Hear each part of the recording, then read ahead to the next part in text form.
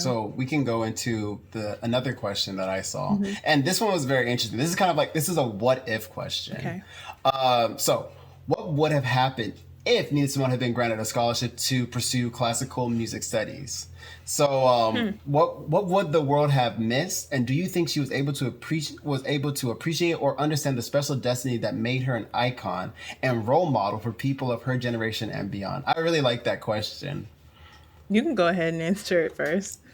Okay, then. So sorry, not Billie Holiday. So Nina Simone, she originally was supposed to get a scholarship, but in the end, she was denied the scholarship due to the fact that she was black, and because of this, she started singing in bars, and she started going by the name Nina Simone to, because her mother was having, because, she's a church singer. We have all these different, like Aretha, Whitney, Nina Simone.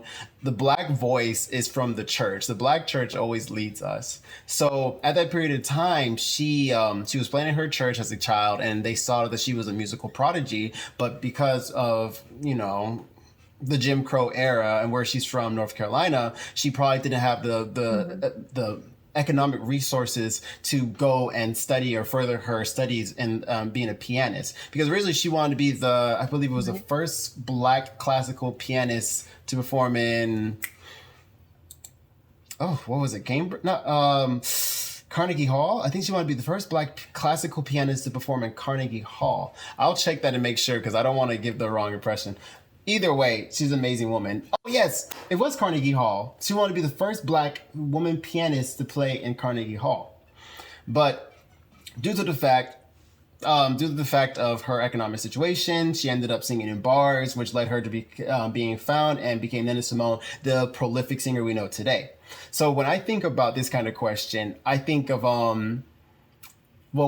this one topic that's been coming up the last 2 to 3 years: representation. Representation has been it's a big word that we use now in the world. So when we see like Barack Obama, the first black president, Kamala Harris, the first black as well as Southeast Asian vice president, as well as woman, representation matters. So I would say, like, for her to become the first black classically trained pianist to perform at the Carnegie Hall, that would have been a big deal on its own. She would have made her own lane either way. And I feel like, I don't know if you believe this as well, but I feel like our destiny is already written in stone. Like what's going to happen will happen. So no matter if you think that, because she didn't go this route or that route, that this would have changed some. I feel like if we had a route that was already predestined, it's going to play out either way. Either way, Nina Simone would have been, her voice would have been heard, and it would have been prolific. It would have had the same impact today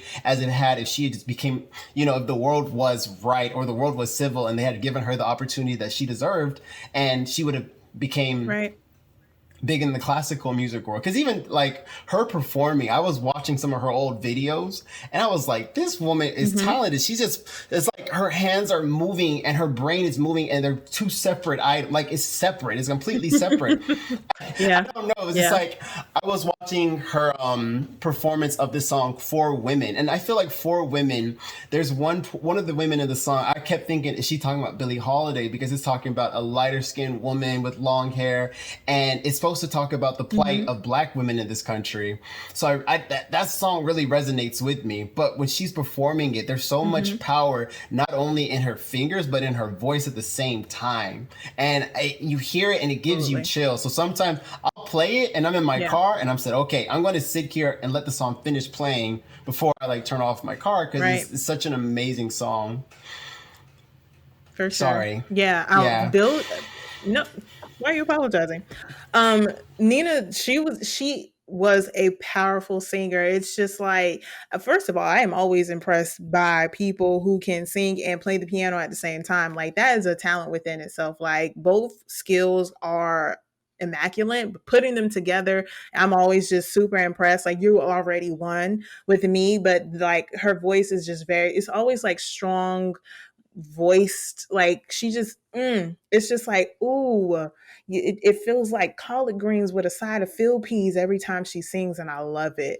um You know what? Also, really quick, sorry. Also, got to give out this like a shout out to Joanna, because she's a guitarist as well as sings at the same yes. time. So there's talent there as well.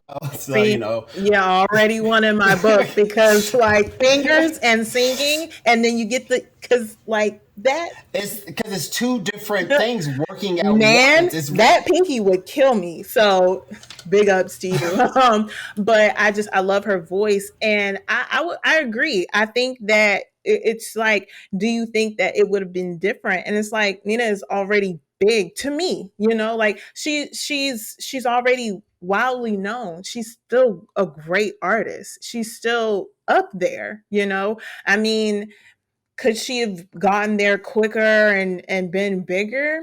I mean, I suppose so, but to me, I feel like she's already a huge and wildly wide. What's wrong with me today? Widely, think that I'm gonna go with that, known artist, and I think that her art and her work, her quotes are widely known. I'm gonna stop saying that word. And I admire her, not only just for her voice, but just her strength. Also, that representation comes from like her being diagnosed with, was it bipolar disorder, and correct. Yeah, depression, bipolar disorder. and depression as well.